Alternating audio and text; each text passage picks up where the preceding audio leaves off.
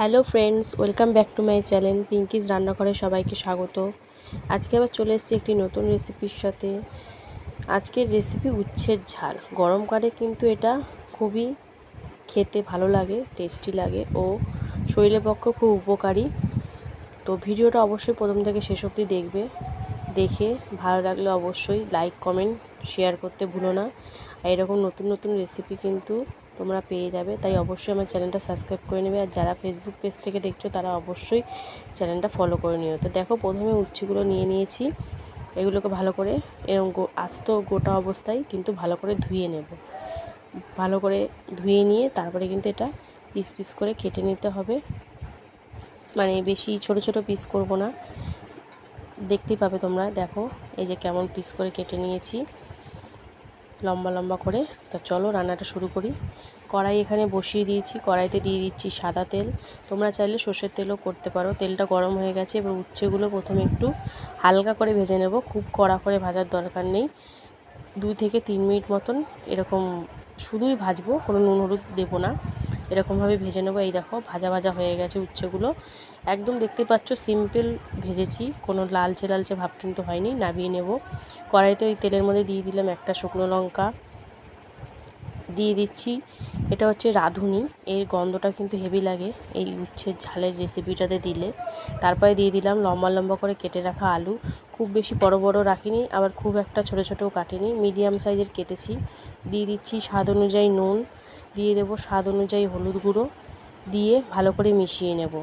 এরপর কি করব, একটা মশলার পেস্ট বানিয়ে নেব। যার জন্য লাগছে এখানে কালো সর্ষে, দিয়ে দিচ্ছি কাঁচা লঙ্কা, যে যেমন ঝাল খাও সে সেরকমভাবে দেবে। আর দিয়ে দেবো পরিমাণ মতন জল, দিয়ে এটাকে ভালো করে মিক্সিতে পেস্ট করে নেব। তো ফিরে আসি আবার রান্নাতে। এখানে আলুটা কিন্তু ভাজা ভাজা হয়ে গেছে। এবার পেস্টটা যে এক্ষুনি করলাম সেটা দিয়ে দিলাম, দিয়ে ভালো করে একটু কষিয়ে নিতে হবে। 2-1 মিনিট মতন একটু শুকনো শুকনো করে কষিয়ে নেব। এ দেখো 2-1 মিনিট পর ফিরে এসেছি।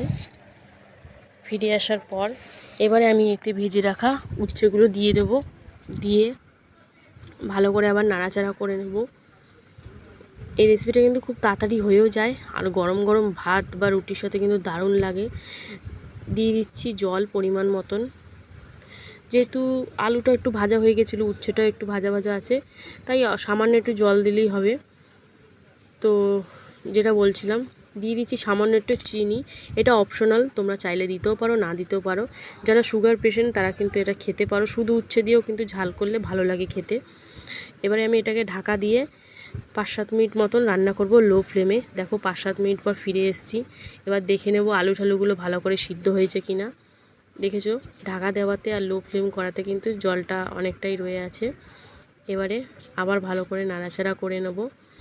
দেখো আলুগুলো সিদ্ধ হয়ে গেছে। এবারে এই খোলা অবস্থায় কিন্তু রান্নাটা করব আরও 2 থেকে 3 মিনিট মতন। একটু গামাখা গামাখা টাইপের করতে চাইছি, তাহলে কিন্তু ভালো লাগে খেতে। বেশি ঝোল হলে কিন্তু ভালো লাগবে না খেতে। এই দেখো এবারে কিন্তু গ্যাসের ফ্লেমটা আমি আস্তে আস্তে অফ করে দেবো। এটা গরম গরম ভাতের সাথে তোমরা একবার জাস্ট ট্রাই করে দেখো, অসাধারণ লাগবে খেতে। আর আমার ভিডিও যদি তোমাদের ভালো লাগে অবশ্যই লাইক কমেন্ট শেয়ার করো, আর অবশ্যই চ্যানেলটা সাবস্ক্রাইব করে নিও। আর যারা ফেসবুক থেকে দেখছো অবশ্যই পেজটা